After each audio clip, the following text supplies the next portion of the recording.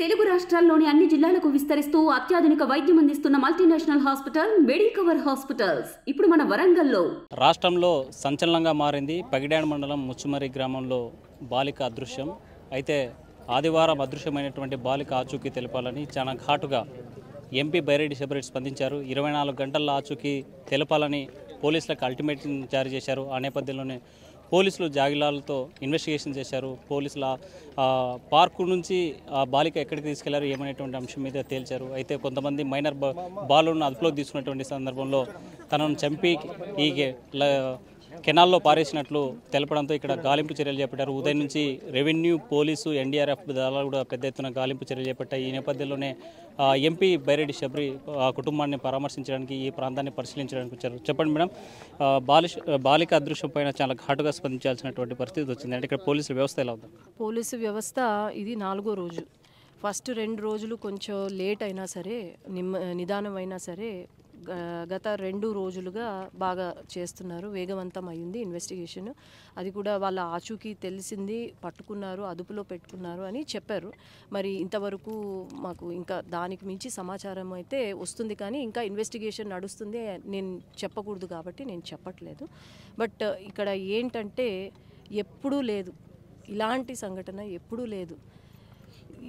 అసలు ఎంత బాధాకరం అంటే చిన్న పాప, 7-8 సంవత్సరాల పాప మరి కనిపించకుండా పోవడం అనేది చాలా బాధాకరమైన విషయం.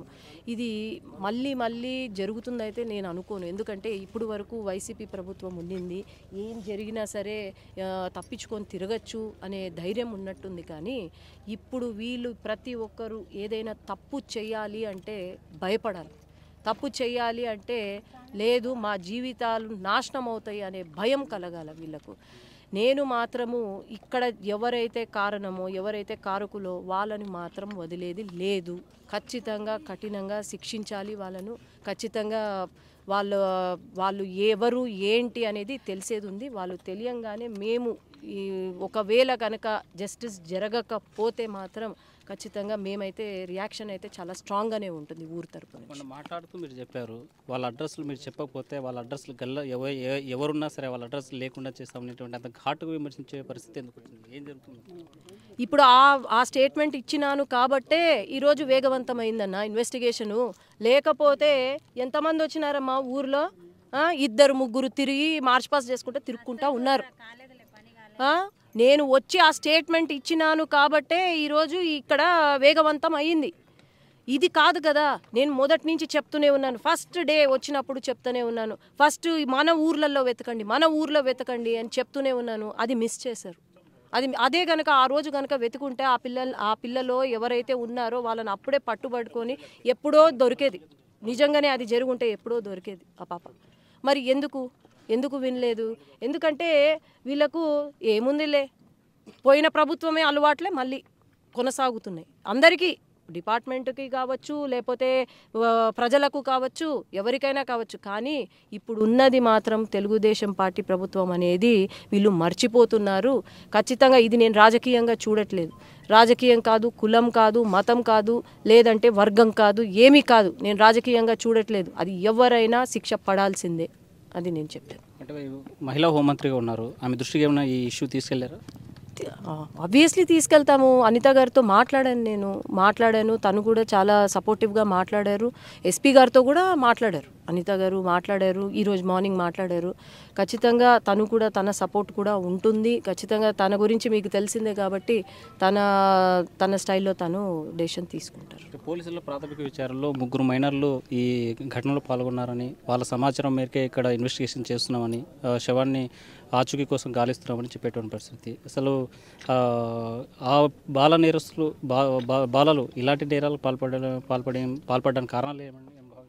ఏముందన్న, యూట్యూబ్ ఛానల్స్ ఎక్కువైపోయినాయి, లేదంటే సినిమాలు కూడా అట్లే ఉన్నాయి కదా. ఇప్పుడు అట్లాంటి సినిమాలే చూస్తున్నారు జనాలు. మామూలుగా కామెడీ మూవీలు అట్లాంటివి కాదు చూసేది, లేదంటే ఏదో దేశభక్తి అవన్నీ లేవు.